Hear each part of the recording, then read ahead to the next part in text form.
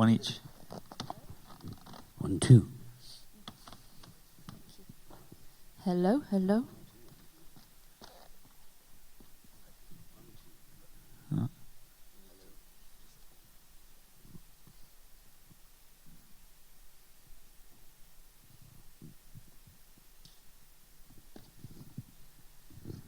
To begin at the beginning. Spring moonless night in the small town, starless. You've got a great voice for microphones. Yeah. I've got the face for radio. In a world. Hello, thank you all very much for joining us today for the Screen Talk. You can see that we've got slightly reduced numbers to what's billed, but I promised that Reggie's going to show any second, and Hassan is going to roll straight out of a car onto the stage at any minute too. So for now I'll just do some introductions. So my name's Mona Tabara. I've been the UK reporter at Screen International, which is a UK film business magazine, for about a year. I've been in the entertainment journalism world for about 7 or 8 years, and this is my first time in Dinard, which has really reminded me how little of my French GCSE that I can remember. Over to you guys, if you just want to talk a bit about who you are and your projects that you're here with. Hello, my name's Kellen Jones. I'm here with Almond and the Seahorse, which premiered last night. I was the director and the writer and the actor and anything else to supplement the wages. And it is also my first time in Dinard. I won't be my last. And it's been an extraordinary time, so thank you very much for having us. And this is my new best friend. Hello. Well, here's another one. Reggie Lates has just walked in. Hi, I'm John O'Macleod. I'm here with My Old School, which is a documentary, sort of drama hybrid, I guess, which tells the story of my old school. I am the writer, director, I guess, star, bit of an editor on it as well. And first time in Dinard, and it's amazing. What a beautiful place. Hello. My name is Reggie Yates, or Reggie Lates, as I'm now being called, as I've just come from introducing my film, so forgive my lateness. I'm the writer and director behind Pirates, which is literally playing right now. Perfect timing, Reggie, perfect timing. So these are 3 of the 6 competition directors that we've got. Also in competition are Andrew Gaynord's All My Friends Hate Me and Frances O'Connor's Emily. And Hassan who'll come with winners in about 10 minutes, hopefully. I want to dive into your projects a lot more, but first of all, I want to take it back, because we've got kind of a good spread of backgrounds here, I think, in terms of how you got into the filmmaking business. Reggie, in the UK, you're a very well-known TV presenter. People will know you from shows like Manhunt in the UK. I think you've come in no one through knows more who of I am. a more of sort of a TV filmmaking Yes. background. So what was the moment that you all realised you wanted to make a feature film, and how did you go about making that happen?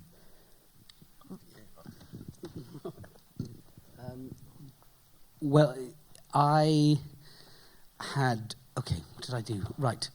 I've been an actor since 2000, and I was at a point in my life...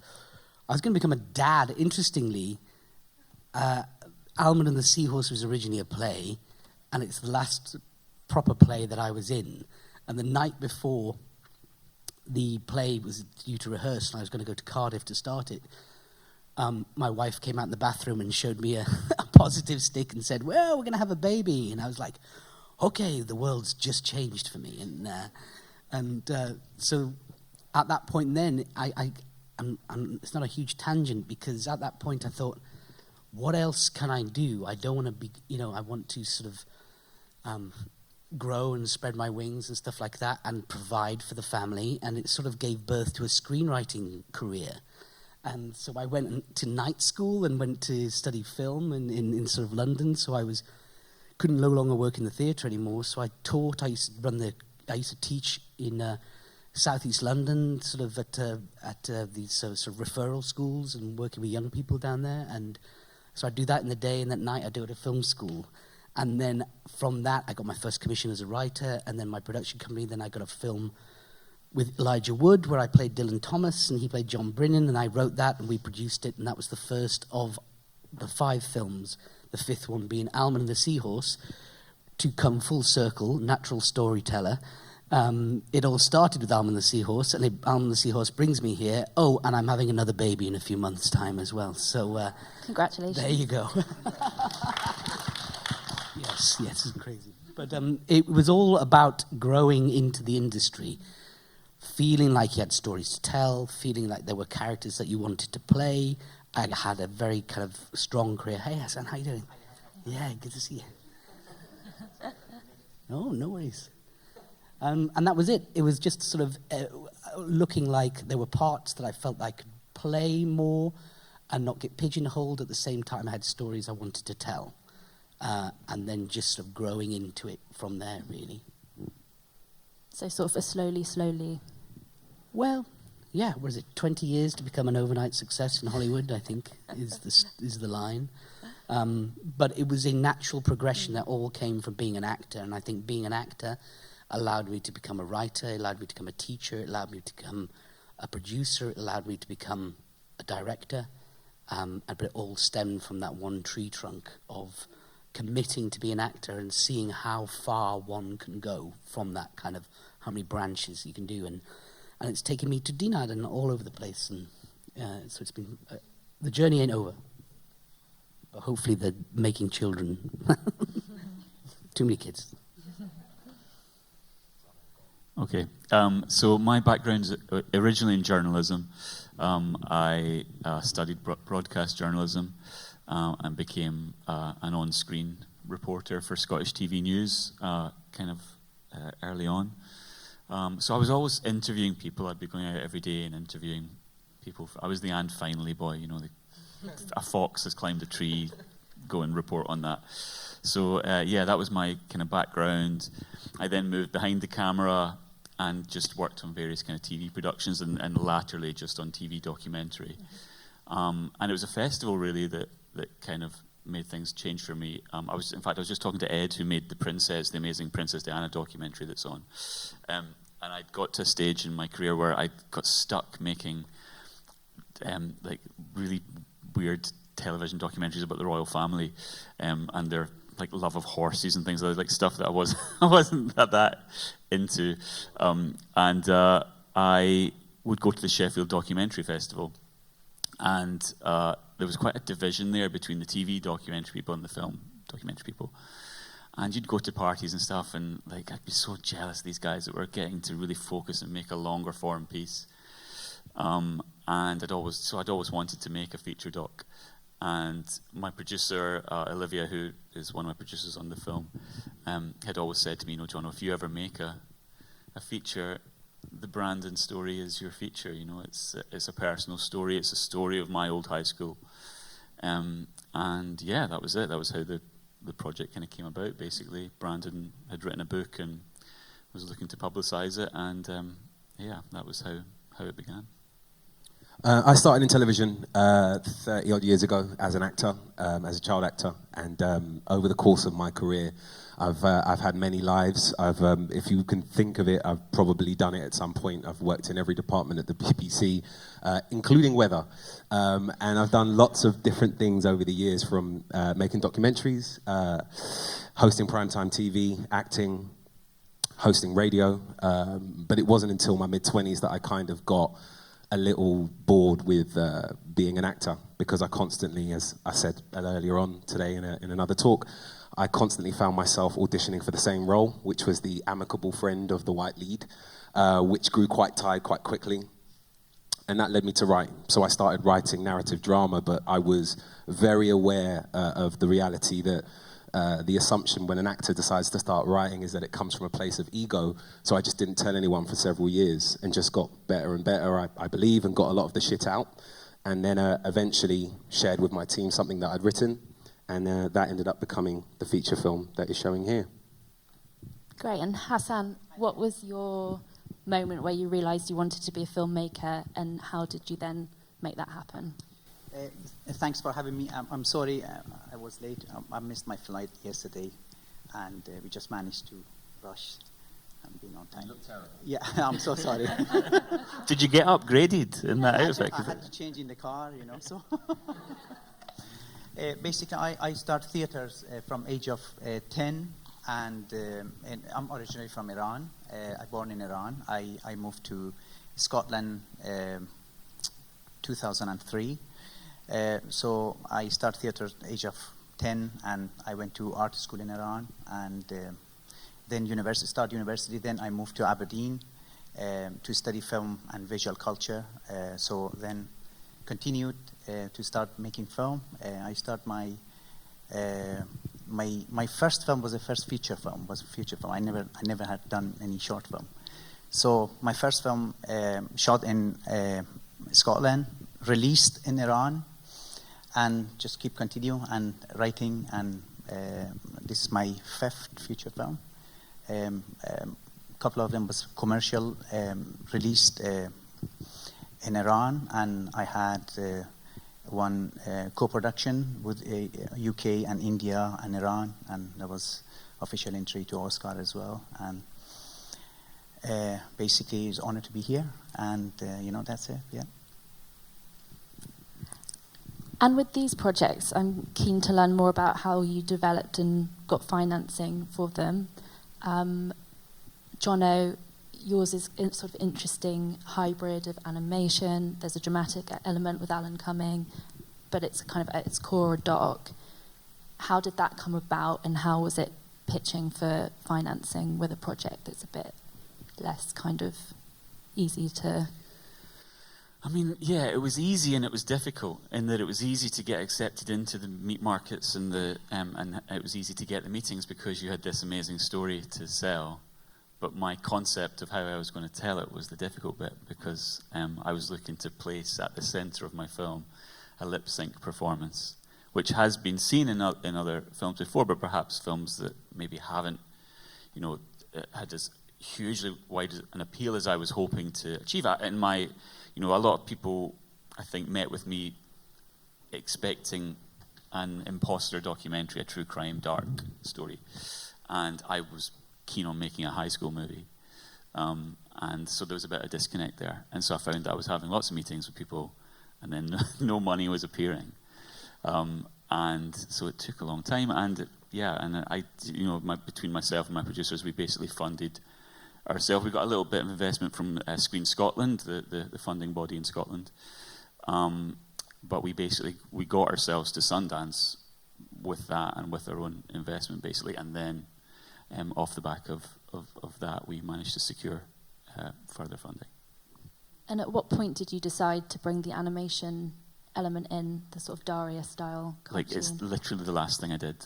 It's so weird. Like, animation, you think, oh, that's been a while, but no. It was partly COVID, in that, it's so weird talking about the COVID, the lockdown, and the delays for people, because it was so helpful for me. Because I was about to barrel in and shoot reconstruction drama I have no idea how to do, so it would have been terrible. And that we got stopped, and then one of my producers got really attached to the storyboarded cut of the film. I had a fully storyboarded film, and she was like, "Can't we just release it with the storyboards?" And I was like, "No, you're insane."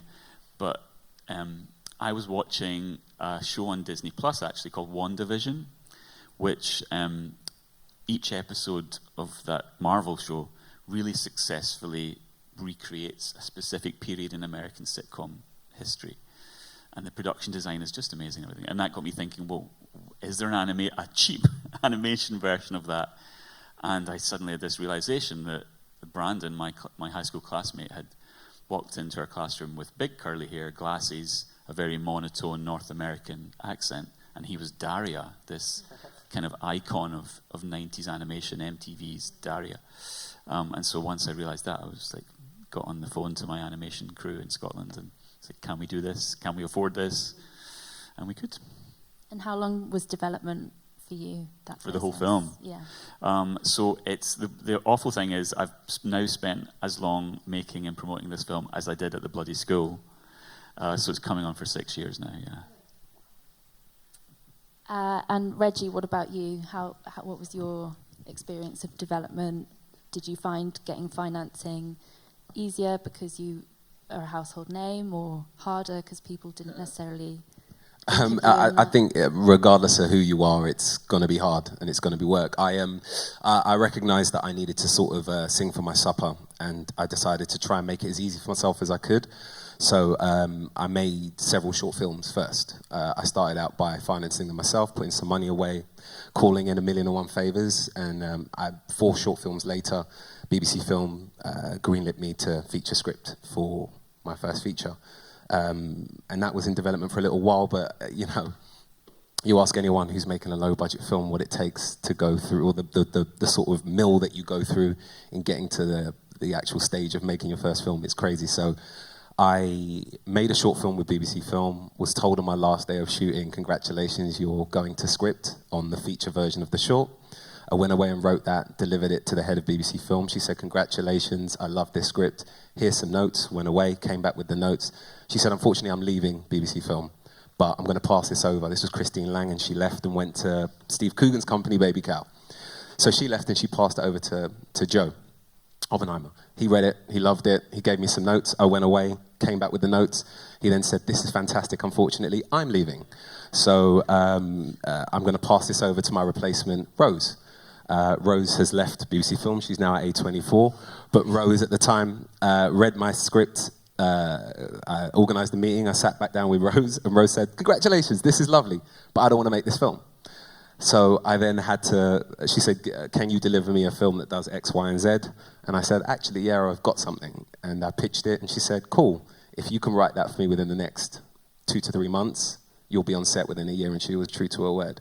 So the journey to actually getting on set was not straightforward, and it took several years, and it eventually took 2 very different screenplays. And one I spent years developing that is just now in a drawer, and the other I had very limited time to write it and deliver it, but I did. But the truth is, I think for any screenplay of value, it came from a real place. I was very bored of seeing a version of London that didn't feel like the London I know. As a young black boy in London, all I ever saw was trauma and versions of London that were filled with pain, particularly for people from working class backgrounds, regardless of race, and particularly for people of my complexion, shall we say. And I was desperate to write something that reflected a version of joy that I experienced, and a version that was inclusive and open. And that's what my film was, and thankfully, the 3rd executive that I pitched it to liked it. 3rd time's a charm, and it was a pandemic kind of shoot as well. Yeah, we got shut down in lockdown. So after all of that, we halfway through the shoot, we got shut down. And we had to put everyone on furlough, and we had a tiny budget, so there was a worry that we wouldn't come back. But luckily, my producers were able to get me in the edit, so I was able to cut everything that I'd shot, rewrite some stuff, and then go back in and finish my film once we were able to shoot again. Yeah. And Hassan, what was your experience? Especially, it's a Farsi language film, so did that add another layer of difficulty? Winners very special because I'm connected to the character. Actually, it's about my personal childhood, connected in cinema, and my childhood life. What's happened in the past, and who I know, and all the artists in Iran. Actually, the film is tribute to all artists: Jafar Panahis, Abbas Kiarostamis, and Majid Majidis. And all my heroes, from childhood, and I always want to connect, tribute something to them, and I decided to make a film about cinema, about Iranian cinema. So basically, my challenge was, getting finance through Creative Scotland. My producers both are here, Nadira and Paul. And because it was a Farsi language, and the location was in Iran as well, and my biggest challenge was bringing the story with Iranian culture through British lenses.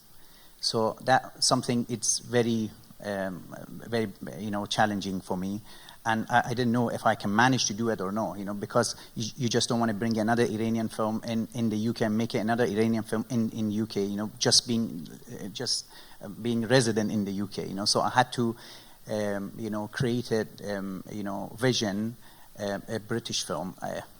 I think, in my opinion, I succeeded, but I'm not sure, so what the audience say. We received Edinburgh International Film Festival Audience Award, and that's answer, I think, the answer that the audience liked it. It's quite different, unique, and there are lots of references inside, reference of Iranian movie, Iranian, there are. I'm not sure if I have to, reveal the, story or not, but I'm sure there are reviews online. People knows what it's about. We got real actors, non-actors, who become famous in Berlinale, or maybe at a big festival, and their life difficulty in Iran and the challenge, they are fighting with.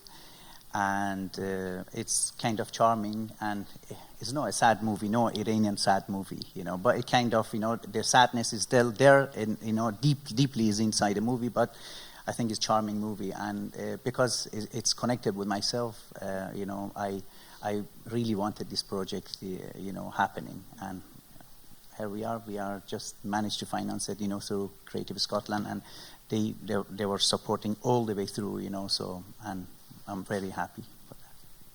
And were the children in the film, yeah, were they non-actors? They're non-actors, okay. yeah. They're non-actors. I had to, the film shot in actual my, the place I born. And I just wanted everything, is unique and authentic. And I had to cast a child from the same culture, same culture. And so I had 450 kids, from 3 different schools, and I had to cast from them. So I cast a couple of them, and we just signed a contract with their parents. So on the day, we had to change it because we find out that this person is not for that character. So I think... so you went to film and realized that he was not right? We started film, almost, first day, and, we just decided to... change the story a little bit as well. We want to.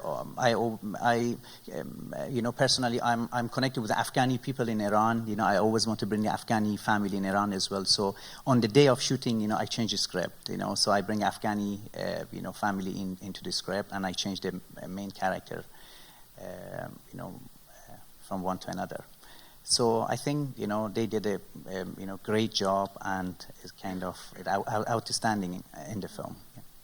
And you've got Reza Naji in it, who's an iconic Iranian actor. Yeah.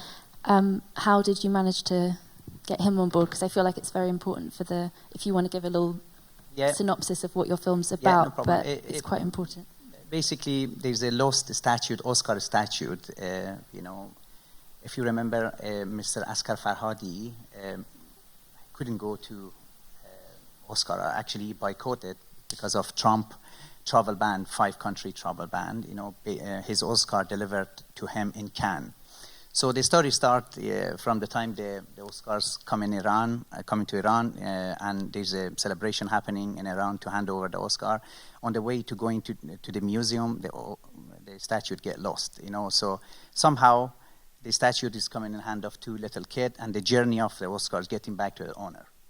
So during this journey, these 2 little characters meeting people, they were involved in the cinema. And one of the characters is Reza Naji. Reza Naji, as you know, is the lead character of Majid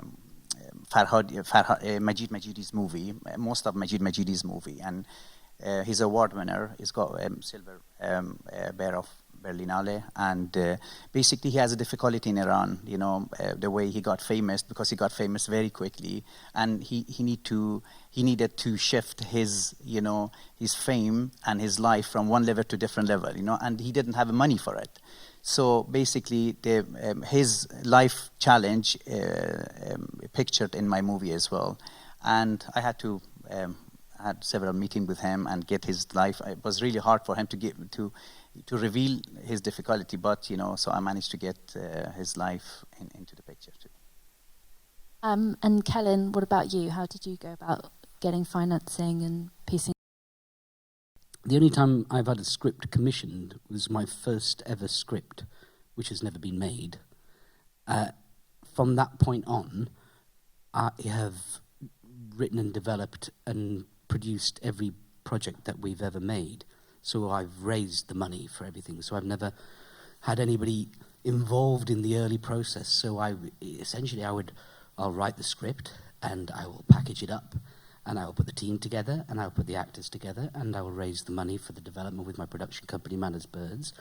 And then we go to the market. And then when you see the film and you see lots of soft money and connected to it, they're usually coming in at the end or midway through. Now, I'm very grateful for them.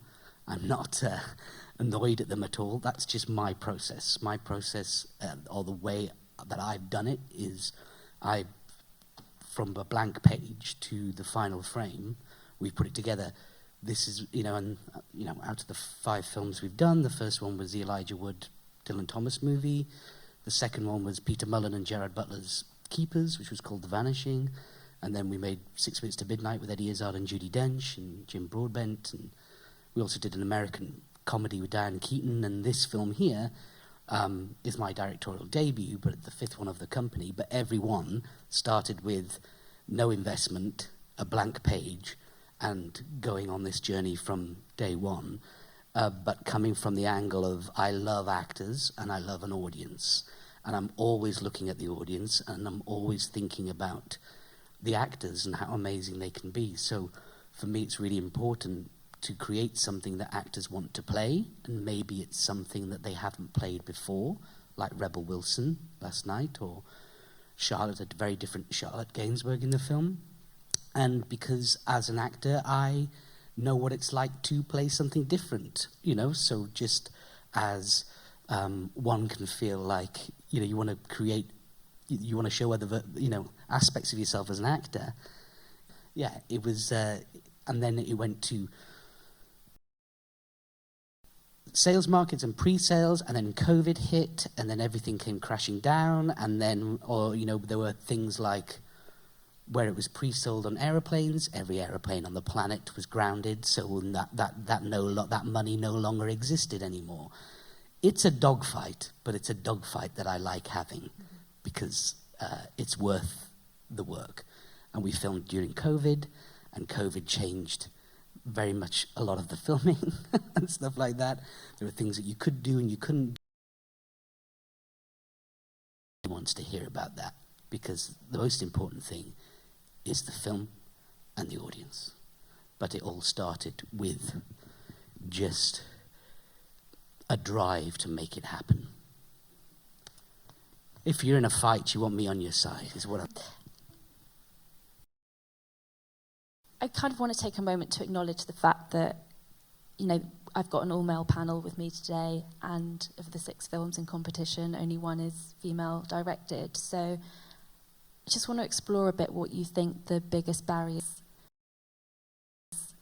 is. There obviously are some things that need to be addressed and leveled up in terms of diversity.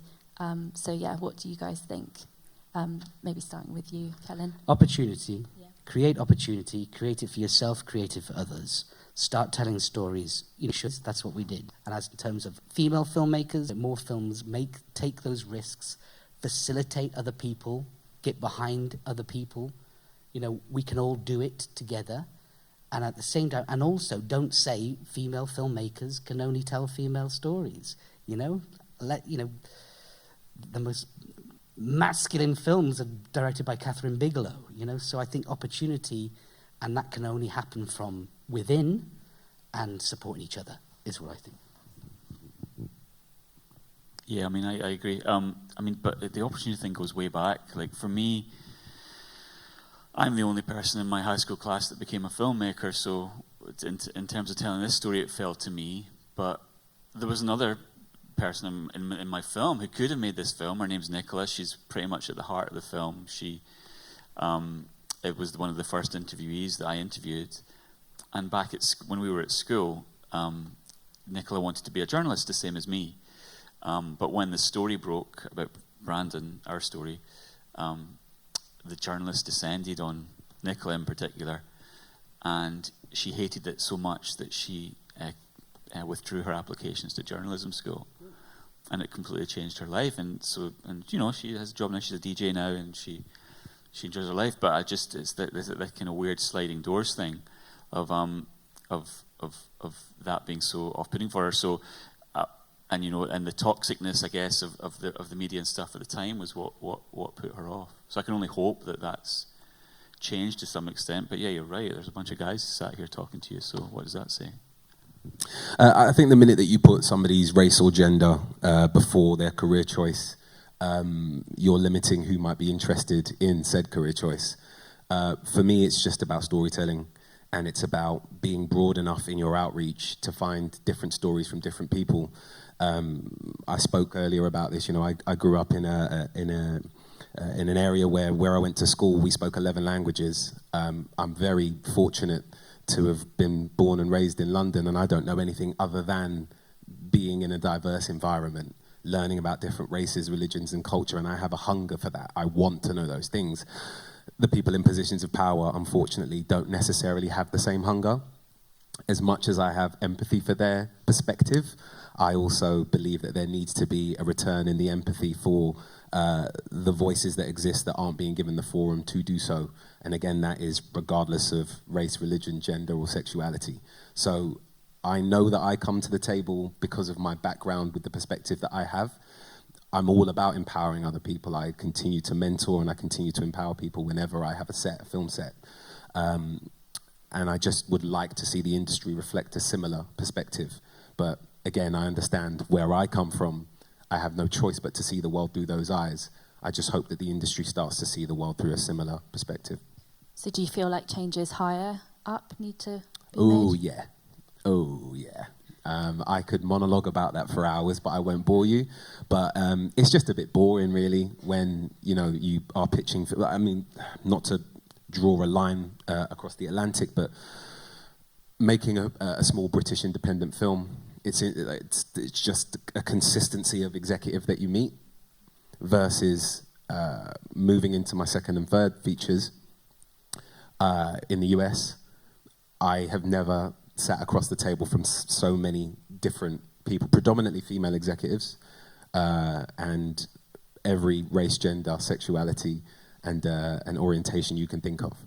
And for me, that's just a much more interesting environment to work. That's interesting. So in the US, you feel like they're ahead in terms of I believe senior so. level diversity? From what I've seen, yes. And I think reason being is that, you know, when it comes to film, whether we like it or not, they're the Premier League.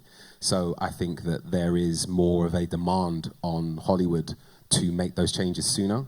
And I think some of, particularly, you know, from a European perspective, especially the UK, it's easier to sort of wriggle around it and for change to be slower. Whereas I think the demand there was quicker and more instant.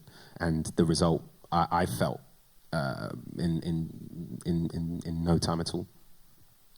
And does that kind of feed into a bit of a brain drain maybe from filmmakers in the UK who are fed up of there being a bit more of a ceiling, I guess? I don't know. All the filmmakers that I know, that I have friendships with, that I've come up with, and are still on the journey, I'm very much at the beginning of my journey, but for all of us, we're just finding opportunities outside of the UK. It's really sad, but if you want to get stuff made and you want to get stuff made at scale, you have to look elsewhere. I made a movie for not very much money, but it ended up at South by Southwest Film Festival. It's here, it's sold all over the world, it's done very well, and I haven't had one single meeting in the UK since its release. Whereas I have 2 movies in the US for a much bigger budget. What does that tell you about the industry? Hassan, have you got anything to add? Actually, I've got something. Even I'm connected to this, question. In the life of filmmaking, I think there's no place for woman and man. You know, I think without either of them, the film is not going to be happening. So in 1990, I think it was 1996, I was the first person in my area. I managed to get a female into the stage, because in my area where I come from, the female weren't allowed to play theaters at the time. So I was the first person, I managed to get a female onto the stage, 10 female into this stage by finding a way, bringing a female into. I want to tribute to females as well. Even in my last few film, I had lead woman characters, even Afghan characters, Iranian characters.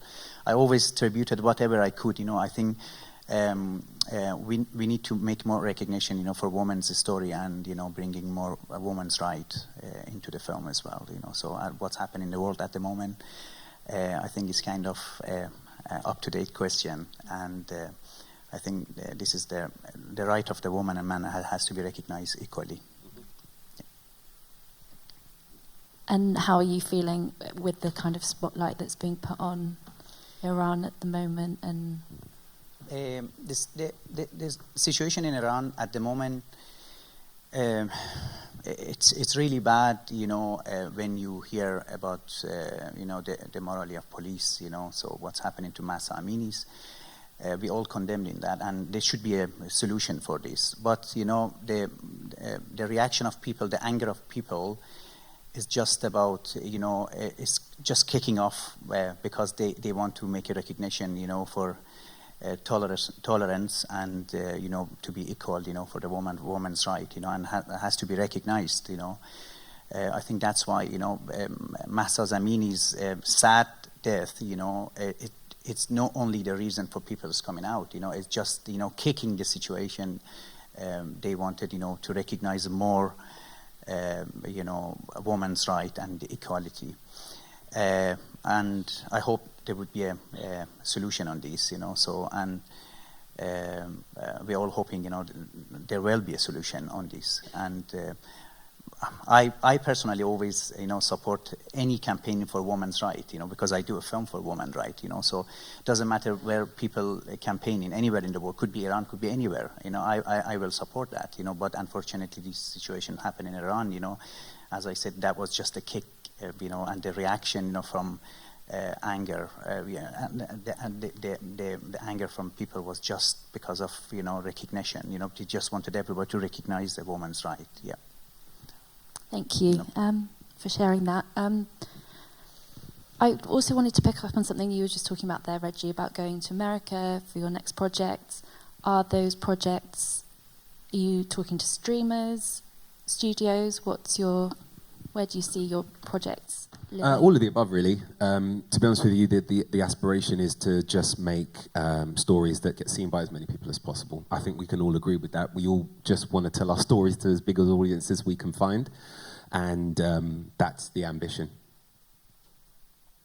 And how do we all feel about the future of theatrical? I know it's the age-old question, and I spend a lot of time exploring that in my job. Do we feel like it can carry on in the state that it's currently in? I feel like, I might be wrong, but I feel like Pirates came out at the same time as there was a bit of like an Omicron surge. So, yeah, how are you guys kind of feeling about theatrical, and is that your... Well, I had a film that was due to have 600 cinemas that I'd written, and then it became a Sky original because the cinemas closed. The system is unprofitable. It's unprofitable. The money that streamers spend is unprofitable. It cannot continue. And we need to get out the house and change our habit and watch things together. And when we recognize the value of being together, grow again, then I think cinemas will grow again.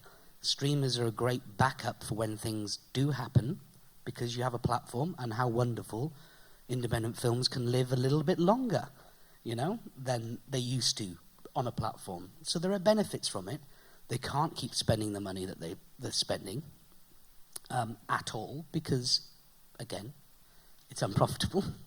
So it will level out, and it'll be somewhere between the audience and the commerce, where the money gets tighter and the cinemas get fuller, and then hopefully we'll be left with just more options to get our films out, I guess.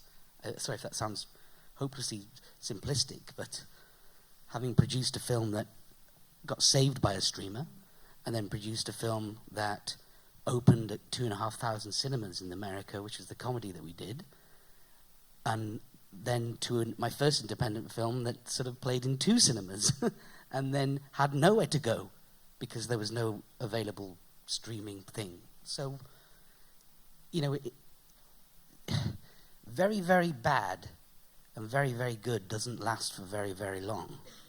And I think I'm a hopeful person that things will just level out, because that's the only sort of logical conclusion, I think. Reggie, do you want to jump in there? I feel like... I'd be foolish to say I know what's going to happen. I don't think any of us know. I think you make some really good points. It is difficult, isn't it? Because the easiest thing to do is to point at the tentpoles and the big studio films and say you're ruining it for everyone else. But I'm an eternal optimist, and I believe that good films get bums on seats. If you're able to sell something that isn't one of those tentpoles to one of the bigger studios that can get behind it, if it is marketed in the right way, it can potentially make some noise. So I don't have the answers, but I do believe and I have hope that in making films that speak to broad audiences with a specific point of view, you potentially can reach lots of people. Whether that happens or not, we'll see. But I don't see the cinemas as only being the place for tentpoles. I go to the cinema once or twice a week. A lot of my friends do, but I understand that we're not the norm anymore. So I don't know. We'll see. Do you feel like enough is being done to get younger audiences into the habit of going to cinemas? No. I don't think that it's being considered enough, as the people that are in charge of those marketing spends and those budgets grew up in a time where there weren't as many distractions as there are today. It's kind of a broken record now when you think about the things that are said about the moment that we're in. But I truly do believe, as somebody who is in his late 30s, who part of that last generation that remembers what it was like pre-internet and pre-smartphone post, I feel as though there is a disconnect between the generations, and the gap is probably bigger now than it ever has been. And there are a lot of people in positions of power that don't really understand the audience and the core audience that are going to essentially be the bums on seats today and for the future. And they're not speaking to them in the right language, which is why we're losing them to TikTok and we're losing them to short form. So, I think it's sort of, as with everything, it starts at the top. If the people in positions of power are willing to actually listen to people who are closer to the audience, then maybe things might change. No, I just, from a documentary side of it, I suppose my request is just that streamers stop turning every bloody story into 6 1-hours. Do you know what I mean? Like, and give people a chance to make feature documentaries that you can go to cinema and see in one go. That's what I would like to happen. My prediction for cinemas is that the cinemas we know and love probably aren't going to be there, but there'll be the Netflix cinema to go to and the Amazon cinema to go to, and you'll be able to get all your groceries at the same time or something. It'll be great.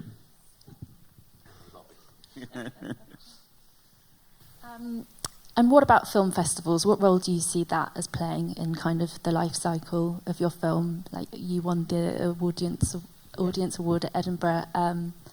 So yeah, what significance do you see?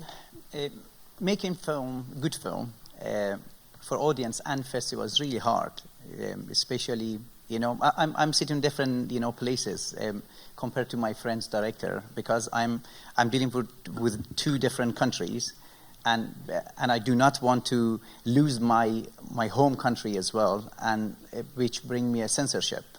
So I need to challenge with the censorship as well. So making a good film for audience and festival would be a challenge, and on the top of that, having a censorship. And I need to go through all this censorship as well, so which, going to make it hard for me to bring a film into the festival, because of festival strategies. They're always different, they're looking for different stories, which they're giving me a less choice to select to making a film. Because if I don't go through censorship, I might lose connectivity with the Iranian cinema. Any film I'm active with it. If I want to use Iranian, side of story, I need to go through censorship. Otherwise, that's me done. So basically, it's going to be challenge for me, to make a good film for a festival, and all the strategies come through the festival, and it's never going to work, So every festival, they're looking for some story which they're not giving me an option to do it. So I need to look for the story which bring a joy for the audience, and I can send my message, and I make good film. It's going to be a big thing for me. So I'm on different, I'm sitting on different chairs, when I'm talking about the film. So because you don't have to, my friends director don't have to be worried so much about the censorship and festivals, how to get the movie into the festival. But for me, it's a big challenge, So you have to balance what festivals are looking for your films to get selected, but you also have to go through Iran censorship. That's right. Yeah. Otherwise, if I'm doing film, for example, with my producer from UK, if I'm involved with festival, involved into the film and sending to the festival, and having Iranian location, having access to Iranian location, I need to obtain, film certificate and completion certificate. So, and I cannot release different version of the film in the festival. I need to release exact same if I want to get involved in Iran. But they're not worried about making another film, different part of Iran. But they may not allow me to make a film again in Iran. So because I do not want to lose another side, so I need to make a balance.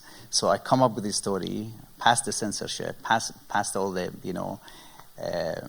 requirement for British side, for Iranian side, and everyone like it, the audience like it, festival like it, story, so it would be a big challenge for me. That's a lot of different hats to have to wear. Very difficult, yeah. What about you guys? What your experiences with festivals and how that could kind of... I know that my old school's played a good run. Yeah, no, we've done a bunch, and I've kind of been flying blind. I mean, we'd Sundance off the bat, and then that didn't happen. So that was virtual, and we were all hanging out on our virtual spaceship. It was very weird. We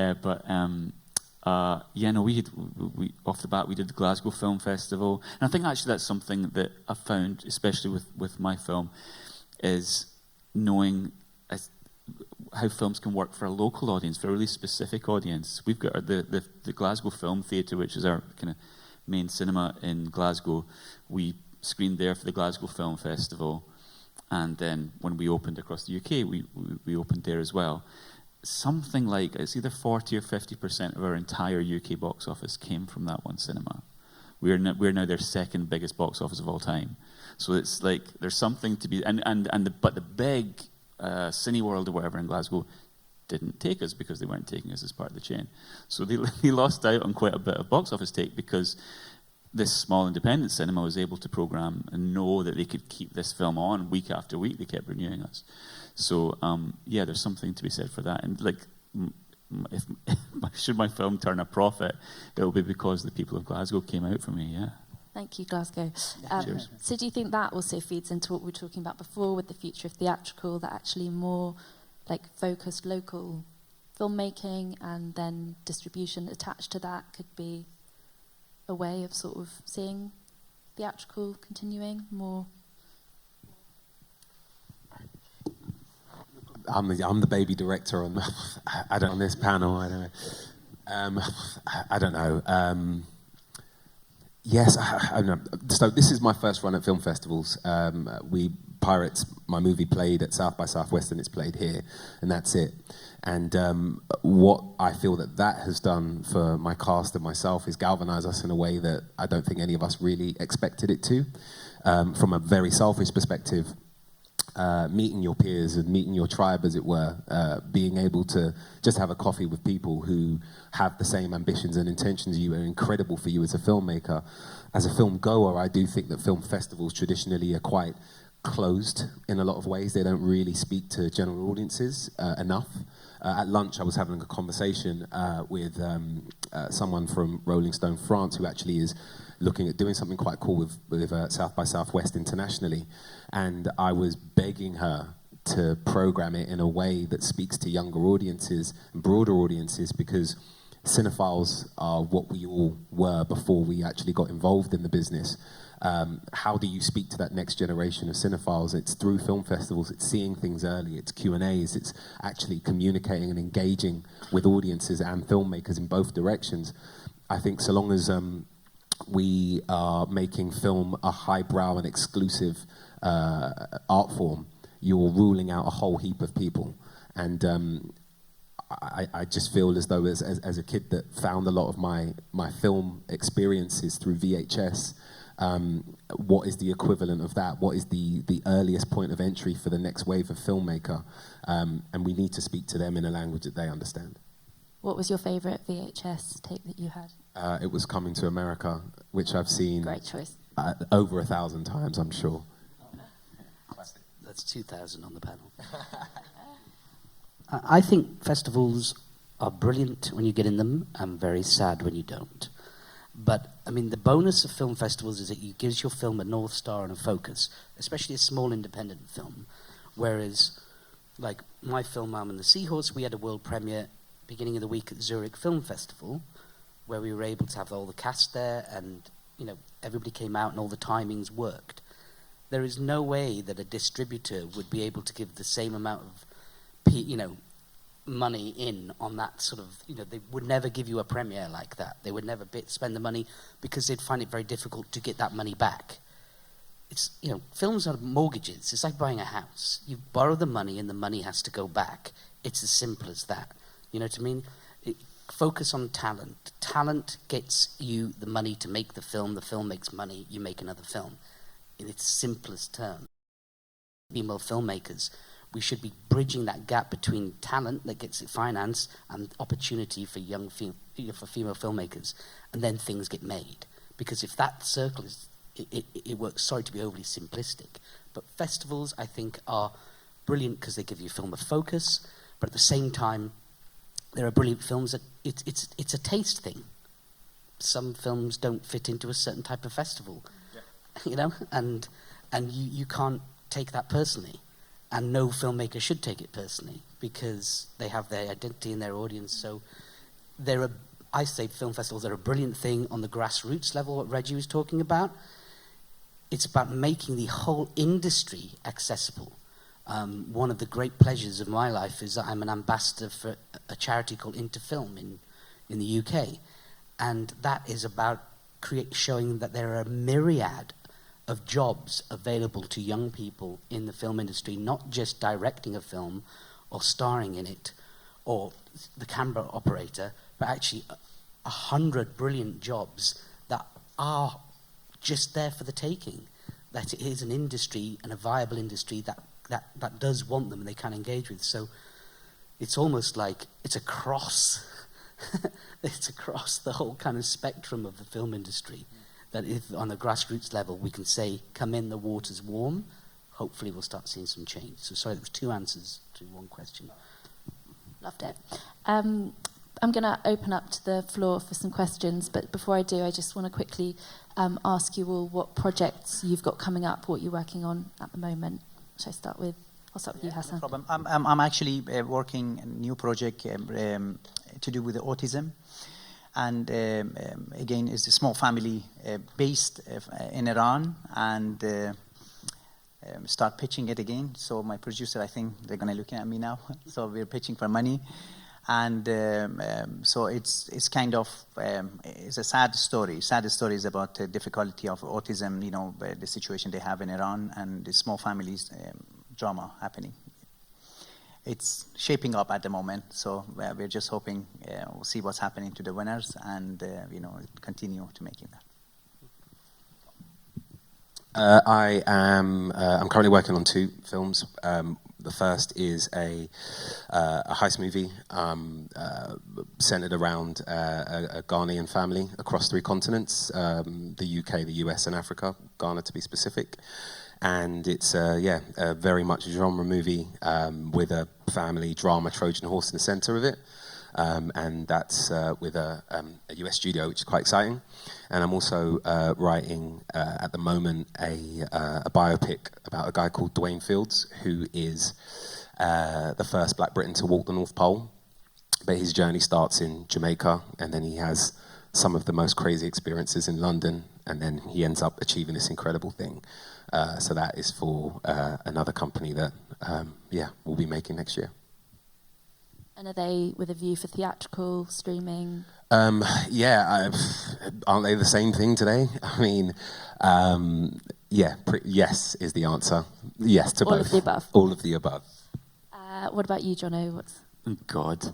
You know how at lunch you said that guy next to us was eating snails? I feel like a little snail who has carried this film about my back now for this year, and I'm about to retreat back into my shell, conjure something up, and you'll see me in about 5 years, I would say, with my next project. I guess I always have a kind of reference, or I did have a reference filmmaker for my old school, which is the director Clive Bernard, who had made The Arbor, which had really successfully used lip sync.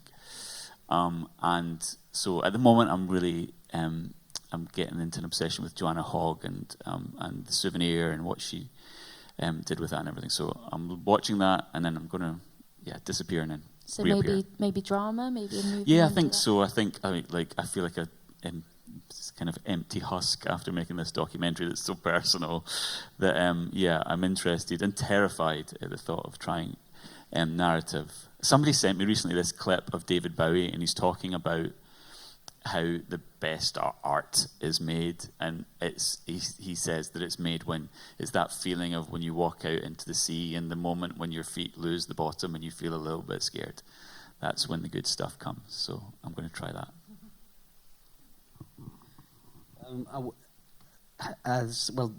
Arnold and the Seahorse is so new. I mean, people have only seen it twice, and that releases in December in America and Australia and in the UK. So we'll be promoting that. And then I've got a couple of films coming out as an actor. One is about competitive vegetable growers. It's premiering at Raindance end of the month, called Swede Caroline. And then I've got a film where I play an absolute monster called Chuck Chuck Baby, which is a modern musical set in a chicken factory in North Wales called Chuck Chuck Baby. I've heard about the Chicken Factory. It's a beautiful, it's fabulous. She's my favourite headline I've ever written was Chicken Factory Musical. Chicken Factory Musical, and she's extraordinary. Janice Pugh, it's her debut, and I'm the only guy in it. I play every toxic masculinity rolled into one, and they're fantastic. You know, it's a fantastic film. And then as a filmmaker, I obviously have the production company, so that's busy getting some stuff out there. We're doing a horror next, and then director, it's between, I've got a thriller, a contained thriller, and I have a drama starring Tom Courtenay, and we're just sort of working which one will go, where the money goes first. I want to do them both, but I don't know which order that is, and the order is when somebody gives you enough money to make them, that's when you go. So a contained thriller and a drama starring Sir Tom. Not bad from a kid from the docks. Can I be very rude and say thank you so much? Apparently we're going to go and do the Q&A for my film as it's finished, so thank you so much, guys. Thank you for joining us, pleasure. Reggie. Lovely to meet you guys. Thank you. Has anyone in the audience got any questions, apart from for Reggie? Yes, over here. I wanted to ask you, because you are representing what's your personal relation to British cinema? Is it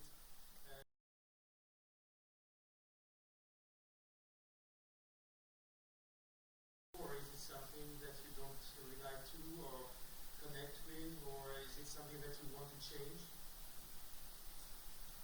I think there's a long tradition of British cinema, a classic tradition of British cinema, of very sort of character-driven pieces. I like to bring back, people are so scared of drama. They're so scared of drama. They love it when it happens. Hardest genre. Proud to be here amongst these filmmakers and being in France, which I love being in France. I've worked here quite a lot. I did a Wim Wenders film and a Guillaume Gallienne film, of course, and a series for TF1, so I know France really well. But I feel sort of part of something, and it's a real privilege to have the spotlight in France on films coming from Britain, which may not get the spotlight. So I'm really pleased about changing it. I think it's an ever-changing thing. You know, the work is. I'm not going to be wedded to just making British films. At the same time, anything I can make in the UK or in Wales, I guess that's where my dreams started. So of course, that's where they're going to return. But it's really on British film, being here, showcasing the work, but also being part of a tradition and the future, which is, I guess, a privileged position to be in. Yeah, I guess the thing with Britain is it's not one nation; it's four nations stuck together. So I guess I am a Scottish filmmaker, and within that, a British filmmaker. But in terms of the film that I've made and the films that I probably will make in future, they're Scottish films, and I am aware of those that have gone before in terms of the amazing Scottish director Bill Forsyth, who made Gregory's Girl and Local Hero and all those amazing films that were so popular. And it feels that there's been a bit of a dry patch for those kind of feel-good films for people to go and see. And so, yeah, that's my kind of touchstone for how I feel about for audiences to come and have a good time as they're watching something. And yeah, so that's why it's so great to get opportunities like this to come and showcase films. Like as Reggie was saying about the kind of projects he was, expected to work on and stuff, being a bleak tale of inner city London life or whatever. Again, there's an expectation when Glasgow in particular is depicted on screen, of it being depicted in a certain way, and that how amazing Trainspotting was and stuff like that. But I guess what my film presents is a kind of a view of middle class Scottish life that you don't often see, and perhaps haven't seen since Bill was making films. So yeah, I guess I am a British filmmaker. Yeah, for sure. Currently, let's see how next year goes. I guess. Yeah. Britain is my second home, so my job is to tribute to both countries, so making film through British lens again, as I said, for me it's a privilege, and bringing British film into France, also honored as well, because the Iranian film in France, say Farsi language film in France, known as very sad movie, and all about sad family drama and political story. So for me, Britain being my second home, making a story through British lens, and it's very honored and to introduce it in France. So to being a British film and Iranian story. And a British film, so I think it kind of winners representing what I'm saying. If you're going to see winners, it's no typical Iranian movie. So maybe a references of Iranian movie, but introducing British film too, reminding you of British pictures, British lenses, British frames. I think it's again, it's an honor for me to bring in film as a British filmmaker. Any more questions? Oh, I think we've Paul. I'll give Paul at the back the next. Are there any mics doing the rounds?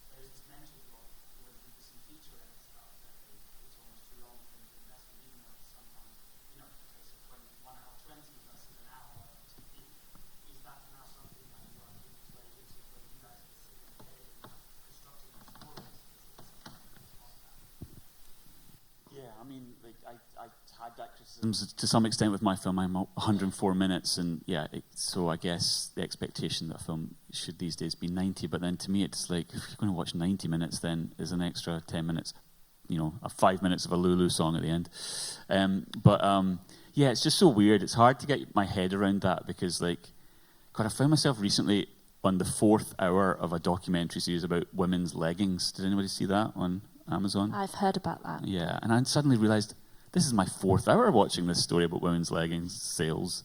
And it would have been a great feature, but they'd managed to turn it into this. Sitting in the edit suite, I was just from the get-go super resistant to being led into that. And I think what saved me from it was how weird my film was, the lip sync stuff and everything. So in that sense, I wasn't that appealing to the people who would want to make me do that.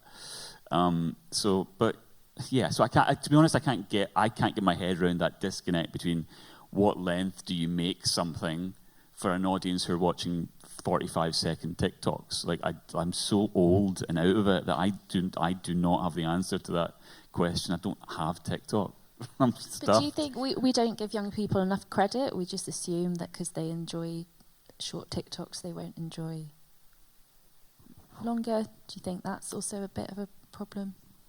I think what's really interesting about TikTok, that I've seen scenes from independent films have been picked up by young people on TikTok, and all of a sudden I remember a filmmaker friend of mine whose film sort of had disappeared into obscurity, and someone put a scene on TikTok and it went completely crazy, and his film went to #1 in iTunes because all young people were just going, oh wow, I want to see that whole film now. So in a way, it's just a new world that actually we can find ways to. There's all this new market forces. You have to think about the poster existing on a thumbnail. You have to think of what letters the title of your film comes with, because that's where it's going to come on a list. You have to think of all these things like keeping the attention span of an audience and all those things. That's just sort of part of the process. But I think somewhere down the line we can draw strength from each other. My daughter wants to go and see the Arctic Monkeys, and because TikTok has made the Arctic Monkeys go crazy, this band at the moment, and they've sold out. In 2 hours this morning, I managed to get tickets for a birthday. But they sold out, and I was like, because TikTok has made it really with young people, they've all gone, and I'm like, this is insane. Is an Arctic Monkeys concert going to be like a BTS concert then? Totally. Honestly, I can't believe it. And I think, well, that's really interesting. Even as a filmmaker, you think, well, if you've got a film that you've made, you could actually find an interesting way to grab an audience through this technology that will then drive young people, not just, and all this obsession with young people, or just people, drive people to to the thing. We talk about young filmmakers. I think one of the difficult things in the UK is that we forget about older filmmakers. There's sort of, especially in Britain, there's some older British filmmakers who kind of get forgotten and relegated into procedural, whereas, in Germany you get Wim Wenders, in Poland you get Agnieszka Holland, and so on and so on. But who are our older auteurs? And it's because there's an obsession with the new. I think William Goldman had it right when he said, nobody knows anything. And I think that's it. Nobody knows anything. And with that, it's quite liberating. That's such an actor thing to say. Nobody knows what the hell's going on. Well, he's not an actor, though. William Goldman was a screenwriter. The whole idea was that nobody knows anything, in that you can't plan for it. In 1997, they made Star Wars. Every studio on the planet didn't have a sci-fi and fired their whole development teams because they hadn't been developing a sci-fi. And they're like, did you miss this? What's going on? And then next year, they didn't have a sci-fi. And then 1979, it was all sci-fi. Even Moonraker was James Bond in space. Everything was in sci-fi. Which ended with Alien, which is probably the seminal sci-fi of that thing. The point being, nobody knows anything. They didn't know anything. They had 50 westerns, they had heist movies, they had all that. You don't know what people want. And that's the fun of the game, really, I guess. And yes, I did name check Moonraker. Such a good, it's the best Bond theme. All-time high. Yeah. Oh, Are you going to do a little sing? oh my God, you don't want to hear that now. Ed. In terms of getting our films out to audiences, we probably all grew up going to the cinema and love like being in a dark room with other people. You all kind of probably grew up, especially with documentaries, there's this obsession with kind of making feature documentaries and getting into cinema. But I went to the cinema in London recently, and for two of us it was 32 quid, I think. Buy some popcorn and a drink. It's like the better part of 50 quid to go and see a movie. And maybe I'm going to the wrong cinemas, but you could buy 4 months of Netflix for that. So it feels kind of unsustainable at those levels in central London to expect, especially young people, to kind of flow back and watch our films unless they're big tentpole films, right? Well, for $10, you can have 300 hours of content. That's the thing, isn't it? That's the competition, and that's why I said earlier it's unprofitable, because it will level out. But I know what you mean. So I guess my question is, like, as filmmakers, if you're making a film strictly for theatrical, are you still wanting ideally to make it theatrical, or are you pragmatic about whether it ends up in a cinema or goes straight to a streamer? Do you have to approach the film differently creatively if it's going straight to a streamer or not? How do you feel about that? Everybody's got big televisions, It's true, though, isn't it? Everyone's got a massive bloody When television. you go to the cinema and it's smaller than your TV at home, you're like, shit, man, why did I pay for this? But I guess it's the experience of watching it together, isn't it? That's the one thing. It's like vinyl. Why vinyl survived? It had a quality, or has a quality, that other formats didn't. Cinema has the thing, the live, collective experience aspect.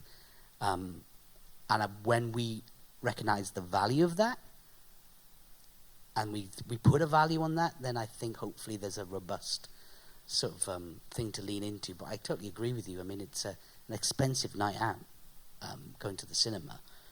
But hopefully it's a different experience than watching it at home. But as in terms of filmmakers, you're also just pleased for it to get out there and be available. And, there's, my film has Rebel Wilson. Her audience starts up very young. A core audience is probably like 10 to mid-40s, I guess. I do that because she was my daughter's favourite actress and my sister's favourite actress. And they're probably going to watch it online. That's why in America we're doing cinemas and we're doing online straight away, because that audience is just going to go there, and, you don't want to fight that, because otherwise you can have a small drama film that opens in 2 cinemas that nobody can get to, Hassan, in Iran, is theatrical still in a healthy shape? Iranian release is, controlled by a government. Because it's controlled by a government, you go through censorship. So basically, they have to release your movie, because you're passing all this step in order, and on another hand, they give you a release, guarantee release. But unfortunately, all the cinema at the moment is going in hand of independent, corporate people, and they're damaging, and they decide what kind of movie they want to put their cinema. So in order to keep their cinema alive, they need to show certain amount of movie during the years. For example, they need to screen 12 film, but they can screen 35 film. What they're going to say, we already screened our 12 film, because the first film I screen, we only give 2 weeks. If there is no audience, we're going to take it down. Second film, they're going to take a target up to 12, because they need to keep their license to have the cinema. But they're not going to give enough time for the producer, for the financer, to have an audience, bring the audience. Unfortunately, I don't know, is it fortunately or unfortunately, the platforms at the moment, they are making money, even in Iran, the platform like Netflix, and there are no Netflix, but they have their own controlled government platform. They are making money, and it's happening. I think it's happening worldwide again. So they decide what kind of film we have to make. So we don't decide. So even in answering the gentleman's at the back question, it doesn't matter if your film is 120 minutes, 110 minutes, the distributor or the people who has power in the cinema, they're going to tell you this movie has to be 85 minutes, because they just don't want to lose screen in the cinema. If your film is 90 minutes, they push you to make it 85 minutes because they have 10 minutes to swipe over the film and get the new people in for the next session. Yeah. So it's happened to me. My movie was 91 minutes. They told me you have to make it 85 minutes because we need 10 minutes. If your film is not going to work, we need to bring another film into the screen. So we are not making it. They tell us what to do, and now they're telling us what kind of story they want. Unfortunately, this is the life of the cinema is going at the moment. I think they work on I think in the UK it works on a 12% per screen capacity. So that's what you need. If you can, your film will make a profit if you get 12% in the cinema of audience numbers. But cinemas are really expensive. It's really expensive to send that film and market that film, and that's why it's tough, because people won't spend that money anymore. And I don't, I'm from Wales, live in the UK, and I don't have the censorship sort of issues that you do. But there's commercial issues where if your film's not under 91 minutes, then all the contracts have to be rewritten again, because it's the format that needs to be sold. So, yeah, it's interesting, isn't it? I know of an untapped market. Oh, yeah. I took my dog to the cinema last week. Picture House in the UK. And they were okay about that. They do special dog screenings. Did you pay for the dog? Yeah. No, you don't pay for the dog. The dog got in free, but you got a seat. And there was 40 dogs and their owners on a Sunday morning, 11 a.m., to see the new Saoirse Ronan, see how they run. It was a happy audience. Was it very loud? Like what? There was one. It's a 3 barks and you're out policy. So there was one. I think there was one dog that was removed, but the others all behaved themselves and enjoyed the film. So don't be thinking just about humans, is what I'm saying. But you're not paying for the dog. Yeah, no, that's what they're missing a trick. That's what Really, they should be charging. I think somebody brought 2 dogs as well. I was like, that's taking the piss a bit. You get one free, and Yeah. then Dress like a dog. Yeah. Well, the price of You can't go on your own. You have to have a human with you. the price of cinema is maybe you could maybe dress one of your kids as a dog and just. It's been done before. Any other questions? Yes. I'd like to ask you, what can you say about British politics and the way it affects your work or creativity in cinema in general, and has it changed after Brexit? When Brexit happened, I had never felt more European in my life. I honestly, before Brexit, because that year I was working with Wim Wenders and we were filming in Toulon and we were filming in Berlin, and the crew were all Spanish, and I felt gloriously European. Gloriously European. And then I did another film, which was a European co-pro, and then Brexit, the monkeys took over the asylum, and it all went crazy. And then I went back to France to do a film with Guillaume, actually, to do Marilyn. And I think Guillaume said, this is Kellen Jones, he did not vote for Brexit, and they gave me a round of applause. But, I mean, who knows? In terms of the work, all we could do is keep going forward. In some ways, it's best to keep going as we were, keep working with as many different people, and keep creating work, and keep collaborating, and keep having the co-production, irrespective of the politics. Is it harder though to do that now? Is there more admin? Is there more? Are less funding routes open now because? There's definitely less funding Yeah. routes. Yes, absolutely. There's all that money you couldn't. It's made it harder, which means we've got to work harder and fight harder to get things made. But yeah, it has made it very, very difficult to find finance, because that was the glorious thing, that you could put together a film sort of piecemeal. So creatively, let's keep going as long as we can. But yeah, it's very, very difficult to do business in Sin. And they never thought it would happen. They were caught napping, They were caught napping. In fact, everybody who voted Remain was like, it's never going to happen. But it did. So yeah, it makes it harder. And I don't have the answer, but all I know is that just to keep going, keep finding not burning those bridges, I guess. And all it will take is somebody to make a lot of money. It would change. It would change the temperature of that, I think.